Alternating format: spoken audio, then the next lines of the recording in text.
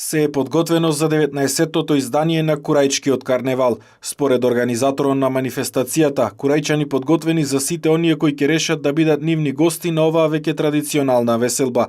Почетокот ќе се означи на 13 јануари со тргнување на Василичарската поворка од кај Василичарскиот оган. Традиционално покрај Василичарскиот оган поворката треба да се собере во 18 часот на 13 и тргнува традиционално во посета на сите домаќинства на селото Куратица, каде што ќе бидат пречекани со топли пијалоци, вино, ракија и нормално секое домаќинство кое колку има ќе бидат гостите послужени со храна. Така се до во посета на сите куќи се до раните утренски часови, некаде околу 4 часот после полнок. Карневалската курајчка традиција ќе продолжи на 14 јануари, каде оваа година во попланевните часови ќе биде поделена традиционалната храна варенца, како и пијалок за постарите лица кои не се во можност да учествуваат на завршната церемонија. Самиот карневал под маски почнува во 18 часот,